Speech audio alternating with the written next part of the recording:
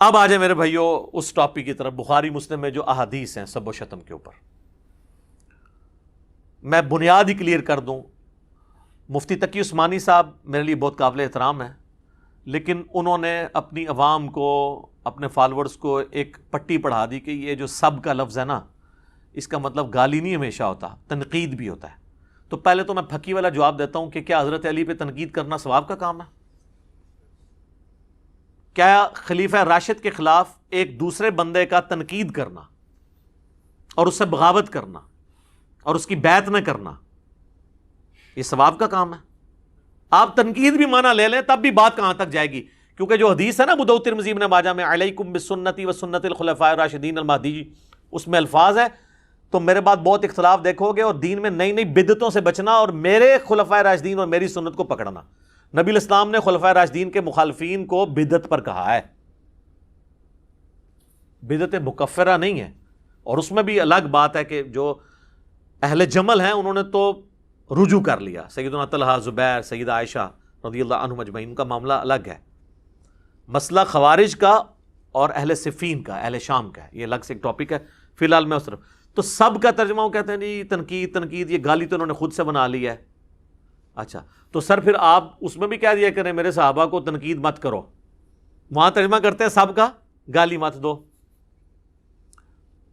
ہم یہ کہتے ہیں کہ سب کا ترجمہ مسلم میں خود ہوا ہے، مسلم میں سب نہیں لعنت کے الفاظ موجود ہیں، وہ ہم آپ کو حدیث بتاتے ہیں. یہ بخاری میں بھی حدیث ہے، بخاری میں اس کا نمبر ہے 3703 اور مسلم میں ڈیٹیل کے ساتھ ہے 6229. اہل مروان، آل مروان جو تھے بنو امیہ، ان میں سے ایک شخص مدینے کا حاکم بنتا ہے اور سہل ابن سعد السعدی کو بلاتا ہے ممبر پر اور کہتا ہے کہ حضرت علی کے بارے میں نازیبا کلمات کہو. وہ انکار کرتے ہیں، وہ سابقون الاولون میں سے ہیں، بلکہ وہ شیعان علی میں سے ہیں. بنو امیہ کے دور میں حضرت علی کے فضائل بیان کیا کرتے تھے.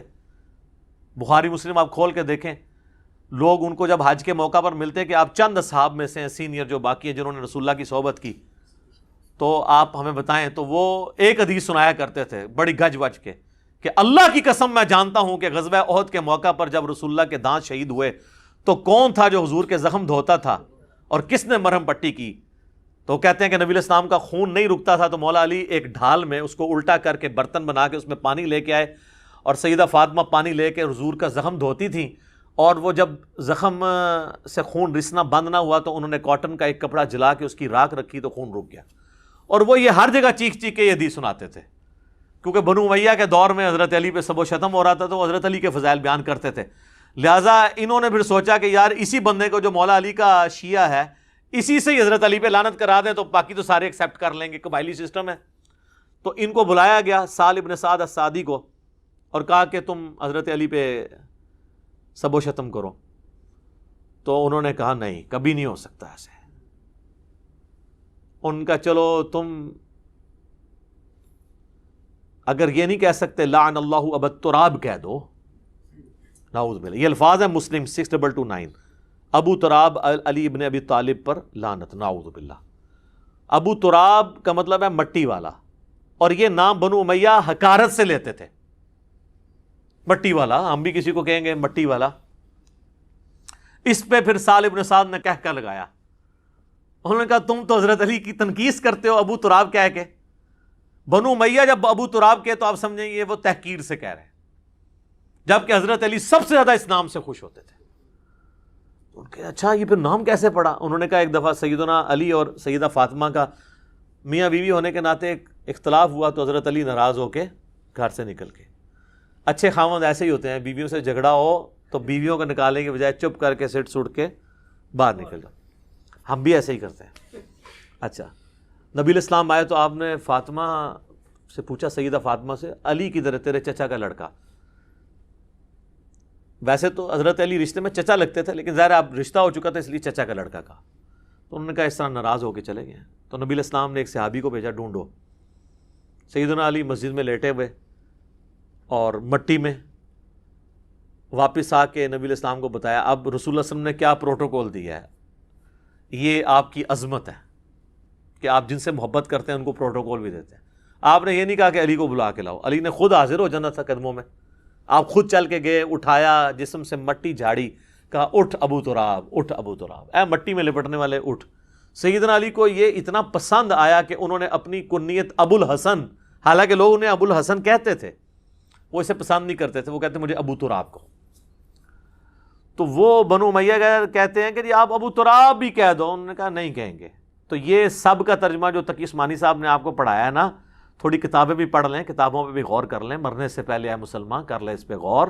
کتابوں کا خدا اور ہے, بابوں کا خدا اور, کتابوں کا دین اور ہے, بابوں کا دین اور. کتابوں کے دین کو فالو کریں. اب آ جائیں میرے بھائیوں صحیح مسلم کی اس حدیث کی طرف. انٹرنیشنل نمبر کے مطابق ہے 6220. سعد ابن ابی وقاص رضی اللہ تعالیٰ عنہ, یہ آخر میں فوت ہونے والے بدری اصحاب میں سے 56 ہجری میں حضرت معاویہ کے دور میں فوت ہوئے ہیں. صحیح مسلم کے الفاظ ہیں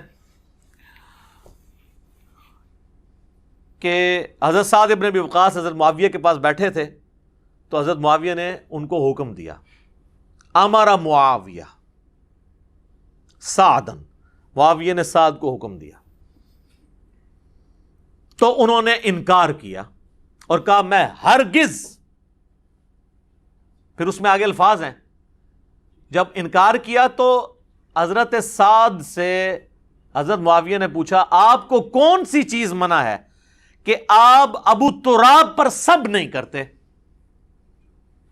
یہاں پہ ابو تراب تحقیر کی نیت سے ہے, کیونکہ بنو امیہ ابو تراب. تو حضرت سعد ابن ابی وقاص نے فرمایا میں کبھی ابو تراب پر, سیدنا علی پر سب نہیں کروں گا. جو کچھ میں نے رسول اللہ سے ان کی شان میں سن رکھا ہے, خصوصاً 3 باتیں, مجھے تو ان میں سے ایک بھی مل جاتی تو میرے لیے سرخ اونٹوں سے بہتر ہوتا.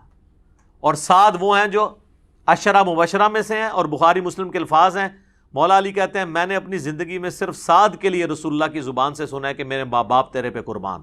یہ ماموں بھی لگتے تھے نبی اسلام کے. سعد ابن مالک نام ہے ان کا, اور سعد ابن ابی وقاص بھی ہے, کیونکہ ان کے والد مالک کی کنیت ابی وقاص. یہ دونوں ایک ہی صحابی کے نام ہیں. اندازہ کریں, جن کو رسول اللہ کہہ رہے ہیں میرے ماں باپ قربان, وہ کہہ رہے ہیں مجھے تو علی والی ایک فضیلت بھی مل جائے نا تو کیا میرے لیے سرخ اونٹوں سے بہتر ہے. اچھا, اب یہاں پہ ناسبیوں نے اور سنیوں کا دفاع کرنے والے اماموں میں سے امام نووی جو کوشش کرتے ہیں, وہ کہتے ہیں جی اصل میں تو حضرت معاویہ کے دور میں لوگ حضرت علی پہ سب و شتم کرتے تھے, ہم مانتے ہیں. تو حضرت یہ جو سعد ابن وقاص کو حضرت معاویہ نے حکم دیا تو وہ کسی اور کام کے لیے بلایا تھا, کوئی اور کام کہہ رہے تھے ان کو نا.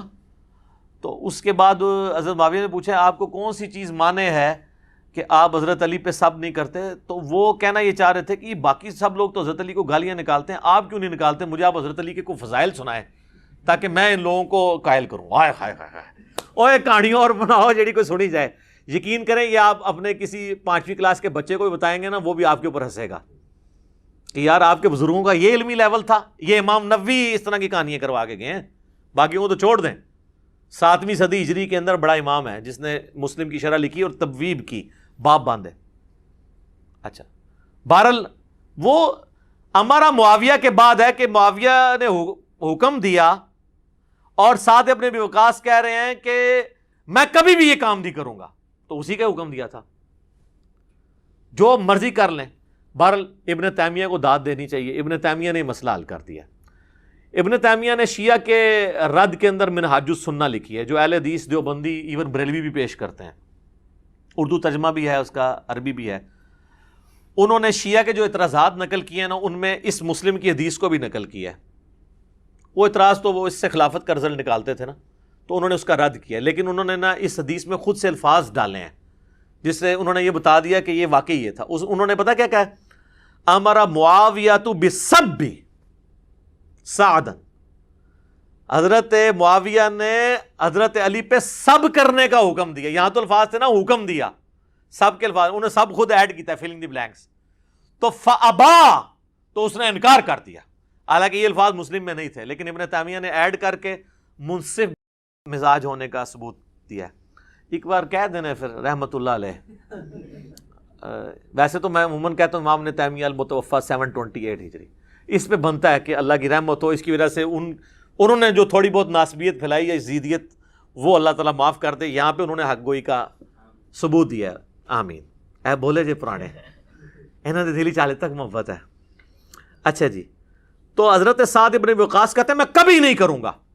3 باتیں مجھے ایک بھی مل جاتی. سن، پہلی بات، غزوہ تبوک کے موقع پر نبی علیہ السلام نے علی کو عورتوں اور بچوں پہ چھوڑا تو رونا شروع ہو گیا. یہ پہلا اور آخری موقع تھا کہ حضور کے ساتھ جنگ میں حضرت علی شریک نہیں، ورنہ ہر جنگ میں تھے. تو حضور علیہ السلام نے ان کو تسلی دی کہ کیا تو اس پہ خوش نہیں ہے کہ تیری میرے ساتھ وہی نسبت ہے جو ہارون کی موسیٰ کے ساتھ. جس طرح حضرت موسیٰ علیہ السلام کو طور پہ کہتے ہارون کو چھوڑ گئے تھے اپنی جگہ، مگر میرے بعد کوئی نبی نہیں، نبوت والا سٹیٹس نہیں. پھر ان کا دوسری فضیلت، غزوہ خیبر کے موقع پر نبی علیہ السلام نے فرمایا کل میں اس شخص کے ہاتھ میں جھنڈا دوں گا جو اللہ اور اس کے رسول سے محبت کرتا ہے، اللہ اور اس کا رسول اس سے محبت کرتے ہیں. ہم پوری رات اس شوق میں نہیں سوئے کہ کون خوش نصیب ہوگا. صبح نبی علیہ السلام نے سیدنا علی کو یہ جھنڈا دیا. اور مسلم میں تو آگے الفاظ ہیں 6222 حدیث میں، یہ کٹھی 2 حدیثیں ہیں. اس میں الفاظ ہیں کہ حضرت ابو ہریرہ کہتے ہیں کہ حضرت عمر کہتے ہیں مجھے پوری زندگی کبھی کسی منصب کی خواہش نہیں ہوئی سوائے اس ایک موقع پر. میری خواہش تھی کہ جھنڈا مجھے ملے لیکن علی کو ملا، الحمدللہ. تو اس کے بعد کہتے ہیں کہ اس میں نا کہ شعبہ چشم تھا، حضور نے لعاب لگایا، شفا ہوئی، اللہ نے پھر فتح دے دی. اور ان کا تیسری فضیلت سن، جب نجران کے عیسائیوں کا وفد آیا تو نبی علیہ السلام نے ان پہ دلائل تمام کیے، تو اینڈ پہ اللہ تعالیٰ نے حکم نازل کیا، سورہ آل عمران آیت نمبر 61 آیت مباہلہ. تو نبی علیہ السلام نے سیدنا حسن، حسین، فاطمہ اور سیدنا علی کو لیا اور کہا اللہم ہؤلاء اہل بیتی، یہ میرے اہل بیت ہیں. تو اب یہ فضیلت تو بہت بڑی تھی. تو حالانکہ نبی علیہ السلام کی 9 بیویاں تھیں، وہ بھی اہل بیت ہیں، اور قرآن میں آیا تھا عورتوں کو لے آؤ، تو نبی علیہ السلام کسی بیوی کو بھی لا سکتے تھے، لیکن آپ حسن و حسین، سیدہ فاطمہ اور سیدنا علی کو لے کر آئے. تو مجھے ان میں سے کوئی ایک بھی فضیلت مل جاتی نا میرے لیے کافی تھی. اچھا، ویسے تو ٹیکنیکلی ابن تیمیہ نے خود ان کو جواب دیا. اسی حدیث کا ایک طریق اسی سند کے اوپر سنن نسائی الکبریٰ کے اندر موجود ہے، جہاں آپ کو ہر معاملہ کلیئر ہو جائے گا کہ یہ اسی کام کرنے کا وہ کہہ رہے تھے.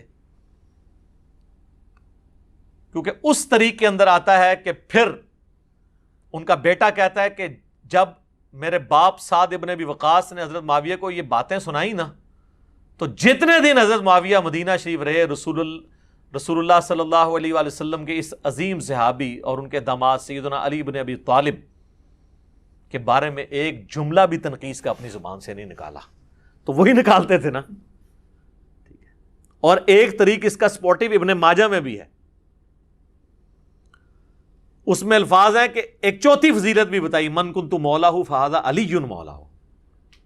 اور اس میں الفاظ ہیں سعد غصے میں آئے اور کہا تو اس کے بارے میں بات کرتا ہے جس کے بارے میں یہ فضیلتیں. تو غصہ انہی پہ تو کر رہے تھے. اگر وہ فضائل سننا چاہ رہے تھے، آپ آئے نا ہم سے آ کے فضائل سنیں نا، کہ حضرت علی کے کو فضائل سنائیں، ہم آپ کو کھانا بھی کھلائیں گے. غصہ تو نہیں آپ پہ کریں گے. غصہ ہم جن پہ کرتے ہیں انہی پہ کرتے ہیں، آپ کو پتہ ہے. تو کوئی بات کرنے والی کریں. اب میں اس کو کنکلوڈ کرتا ہوں. میرے بھائیو، مسند احمد میں ایک حدیث ہے، اس کی صحت میں اختلاف ہے. مشکات میں بھی حضرت علی کے چیپٹر میں حدیث ملتی ہے کہ جس نے علی کو گالی دی، رسول اللہ نے فرمایا اس نے مجھے گالی دی. اب جو نبی علیہ السلام کو گالی دیتا ہے اس کا معاملہ پھر کیا ہوگا؟ اس کی سند پہ اختلاف ہے، لیکن شیخ زبیر لیزئی صاحب، اللہ تعالیٰ ان کی قبر کو نور سے بھر دے، ان کو نیک کاموں کا اجر دے، انہوں نے بڑا انصاف کیا. انہوں نے مشکات میں حدیث آئی نا تو اس کی فوٹ نوٹ پہ لکھا کہ اس کی سند تو ضعیف ہے، لیکن جو روایت مسند ابی یعلا میں موجود ہے، جو الموجب الصغیر طبرانی میں بھی ہے، اور سنن نسائی الکبریٰ جس کو امام ابن سنی نے جو چیپٹر نکال دیا تھا اس کے اندر بھی موجود ہے، خصائص علی اور یہ والا چیپٹر 2، یہ خصائص علی والے چیپٹر میں، کہ ابو عبداللہ تابعی بیان کرتے ہیں کہ ام المومنین سیدہ ام سلمہ جو ہماری ماں سب سے آخر میں فوت ہوئی ہیں، واقعہ کربلا کے بھی 3 سال بعد 64 ہجری میں واقعہ کربلا ان کی زندگی میں ہوا ہے. ام سلمہ وہ کہنے لگی کہ تمہارے ممبروں پر رسول اللہ کو گالیاں دی جاتی ہیں. تو تابعی کہنے لگا معاذ اللہ، یہ کیسے ہو سکتا ہے؟ تو انہوں نے کہا کیا تم حضرت علی اور ان سے محبت کرنے والوں کو گالیاں نہیں دیتے ہو؟ یہ کہتے تھے علی پر لعنت نعوذ باللہ، علی سے محبت کرنے والوں پر لعنت نعوذ باللہ۔ تو ام سلمہ نے کہا کہ تم رسول اللہ کو گالیاں دے رہے ہو، کیا تم یہ نہیں کہتے ہو علی اور اس سے محبت کرنے والوں پر لعنت؟ اور میں نبی کی بیوی گواہی دیتی ہوں کہ علی سے سب سے زیادہ محبت رسول اللہ کیا کرتے تھے۔ تم جب یہ کہتے ہو نا کہ علی سے محبت کرنے والوں پر لعنت، تو یہ حضرت علی سے سب سے زیادہ محبت کرنے والے خود رسول اللہ تھے صلی اللہ علیہ وآلہ وسلم۔ اس پہ تو میں وہ آیت ہی پڑھوں گا، سورۃ الاحزاب کی آیت نمبر 57، جو آیت درود سے اگلی آیت ہے، ان الذین یؤذون اللہ ورسولہ لعنہم اللہ فی الدنیا والآخرہ وأعد لهم عذابا مہینا۔ بے شک جو لوگ اللہ اور اس کے رسول کو تکلیف دیتے ہیں ان پر اللہ کی لعنت ہے، دنیا میں بھی اور آخرت میں بھی، اور اللہ تعالیٰ نے ان کے لیے ذلیل و خوار کر دینے والا عذاب تیار کر رکھا ہے، ولیعوذ باللہ تعالیٰ۔ اللہ کی لعنت ہے جو یہ حرکت کر رہے ہیں، ہم لعنت نہیں بھیجتے، ہمیں نبی الاسلام نے اس سے منع کیا ہے۔ ہم جھوٹے کو بھی ڈائریکٹ نہیں کہیں گے کہ تو لعنتی ہے، ہم یہ کہیں گے تیرے اس عمل کی وجہ سے تو لعنت کا مستحق ہوا۔ یہ ایک شرعی مسئلہ آپ یاد رکھیں۔ ہمارا جو اختلاف ہے نا روافظ کے ساتھ، غالی شیعوں کے ساتھ، وہ یہ ہے کہ آپ لعنت آپ نہ بھیجیں، جس نے کیا وہ خود بھگتے گا، اور جو فوت ہو چکا وہ اپنے انجام کو ویسے ہی پہنچ چکا، ضرورت ہی نہیں ہے۔ آخر میں 2 حدیثیں بیان کر کے اس ٹاپک کو میں کنکلوڈ کرتا ہوں، ورنہ تو گھنٹوں بولا جا سکتا ہے۔ صحیح مسلم میں 240 نمبر حدیث ہے۔ سیدنا علی کہتے ہیں کہ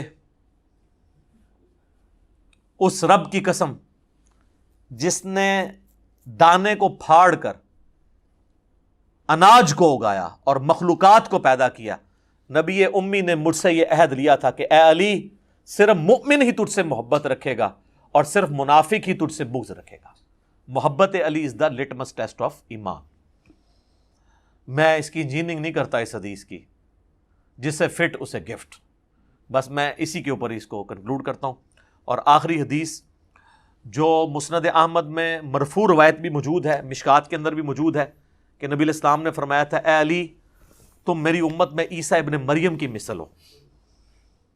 عیسائی ان کی شان میں غلو کر کے برباد ہو گئے، اور یہودی ان کی گستاخی کر کر برباد ہوئے، حتیٰ کہ ان کی والدہ پر بھی تہمت لگائی۔ اور اس کے ساتھ ہی الفاظ ہیں، حضرت علی کہتے ہیں میرے بارے میں بھی 2 طرح کے لوگ تباہ ہو جائیں گے، میری محبت میں غلو کر کے اور میری دشمنی میں۔ اس کی روایت کی سند پہ اختلاف ہے، لیکن اس کو سپورٹیو حدیث فضائل صحابہ احمد بن حنبل کی کتاب میں 2 روایتیں ہیں حضرت علی سے موقوفاً، خود حضرت علی کہہ رہے ہیں، اور جب غیبی خبر کوئی صحابی بیان کر رہا ہو تو یہ امپلائیڈ ہوتا ہے کہ نبی نے ہی ان کو خبر دی ہے، کیونکہ علم الغیب اللہ کی طرف سے صرف نبیوں کو عطا ہوتا ہے جو غیبی خبریں ملتی ہیں۔ سورہ آل عمران کی آیت نمبر 179 ہے نا، کہ اللہ کی یہ شان نہیں کہ تمہیں غیب پر مطلع کرے، مگر وہ اپنے رسولوں میں سے جسے چاہتا ہے چن لیتا ہے، پھر ان کو غیبی خبریں دیتا ہو۔ تمہارا کام ہے کہ تم رسولوں پر ایمان لاؤ، ان کی غیبی خبروں پر۔ تو مولا علی کہتے ہیں کہ فضائل صحابہ احمد بن حنبل کی کتاب میں کہ میری وجہ سے 2 فرقے گمراہ ہوں گے اور میری وجہ سے 2 فرقے دوزخ میں جائیں گے۔ یہ دونوں الفاظ ہیں، ایک میری محبت میں غلو کر کے اور ایک میری دشمنی میں، یعنی رافضی اور ناصبی۔ رافضیوں کی اکثریت جو محبت میں غلو کرتے ہیں اہل تشیع میں پائی جاتی ہے، اور ناصبیوں کی اکثریت اہل سنت میں پائی جاتی ہے۔ اگرچہ اہل سنت میں ان کی کتے کی بھی اوقات نہیں ہے، لیکن وہ اپنے آپ کو چھپا کر لانچ کرتے ہیں، اور پھر ہمارے جیسے لوگ بھی دنیا میں موجود ہیں تو جو ان کو ننگا کر دیتے ہیں۔ تو یہ ایک ٹاپک ہے، میں نے اس کے اوپر ایک ریسرچ پیپر لکھ دیا ہے، اس سے کئی ایک ٹاپک اور جڑے ہوئے ہیں، جو میں نے الحمدللہ 6 ٹاپکس کے اندر ایک ریسرچ پیپر لکھا ہے، واقعہ کربلا کا حقیقی پس منظر 72 صحیح الاسناد احادیث کی روشنی میں۔ یہ 72 کا ٹائٹل تو شہدائے کربلا کی نسبت سے ہے، ادروائز اس میں حدیثیں 200 سے زیادہ ہیں، ایک ایک نمبر پہ کئی حدیثیں ہیں۔ صرف 33 نمبر پہ جو میں نے غدیر خم کی حدیث لی ہے نا، اس میں 8 روایتیں میں نے نقل کی ہیں، نمبر 1 ہی دیا ہے اس کو 33، تاکہ 72 کی نسبت قائم رہے۔ یہ اللہ کے فضل سے عربی میں بھی ہے، سب سے پہلے عربی میں لکھا، پھر اردو ترجمہ ہوا، پھر ہندی ترجمہ ہوا، پھر انگلش ہوا، انٹرنیشنل پمفلٹ ہے۔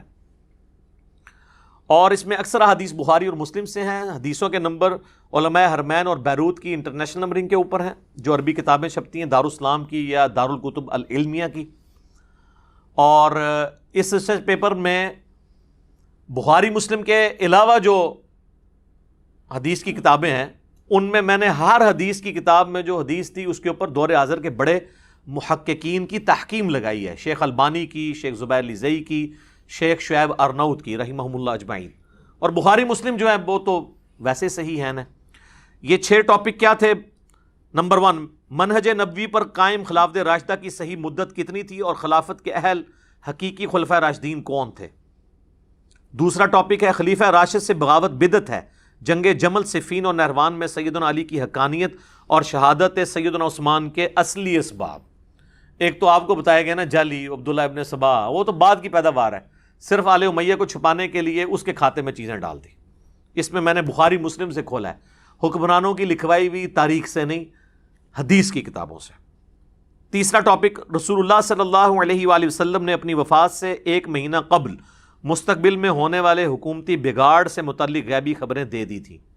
چوتھا ٹاپک، چوتھے خلیفہ راشد سیدنا علی کے فضائل کا بیان اور ان پر ممبروں سے لعنت کرنے کی بدعت کب اور کس نے ایجاد کی، جو آج کا ٹاپک ہے. بڑے عرصے سے لوگ مجھے کہہ رہے تھے اتنے بھی کوئی سب و شتم تے بھی کوئی ریکارڈنگ کراؤ، آ گئی جی پھر ہوں سامو.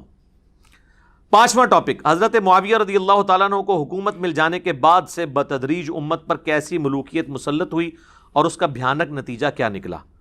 اور آخری ٹاپک، سیدنا حسین کے فضائل کا بیان رضی اللہ تعالیٰ عنہ اور یزید بن معاویہ کی ملوکیت میں اس کے گورنر عبید اللہ ابن زیاد کے ذریعے مظلومانہ شہادت.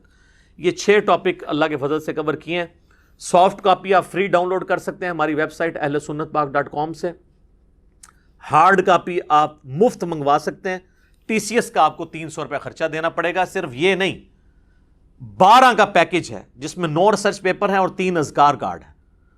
یہ 12 کا پیکج آپ اپنے گھر ہارڈ کاپی ڈاک میں منگوا سکتے ہیں. اور اللہ کے فضل سے یہ سارے ریسرچ پیپر کلرڈ پرنٹ ہوئے ہیں، ریڈ اور بلیک میں. بلیک میں رائٹنگ ہے، ریڈ میں حوالے ہیں تاکہ انا بھی پڑھ لوے. تو صبح 9 سے لے کر شام 5 بجے تک ہماری اکیڈمی کا نمبر کھلا ہوتا ہے. بیچ میں کھانے کا وقفہ یا نماز کا وقفہ ہے، یہ الگ بات. ہماری اکیڈمی کا نمبر ہے +92 321 59000162. پاکستان سے کریں گے تو 0321 59000162. واٹس ایپ اس پہ ہے لیکن انٹرٹین نہیں ہوگا. ہاں کوئی کال کر لیتا ہے تو شاید انٹرٹین ہو جائے. میسج آپ نے جو کرنا ہے وہ ٹیکسٹ میسج کرنا ہے اور اس میں بھی کال کر کے کنفرم کرنا ہے تو آپ کے گھر ڈاک آ جائے گی. اس کے لیے جو پیمنٹ آپ کو صرف TCS کا خرچہ دینا پڑے گا، وہ ایزی پیسہ اکاؤنٹ بھی اس پہ بنا ہوا ہے، موبی کیش کا بھی، وہ انشاءاللہ آپ کو پورا طریقہ بتا دیں گے. تو آپ ہارڈ کاپی یہ منگوا سکتے ہیں، پڑھیں. اس میں سارے حقائق میں نے احادیث کی کتابوں سے کھولے ہیں، حکمرانوں کی تاریخ سے نہیں.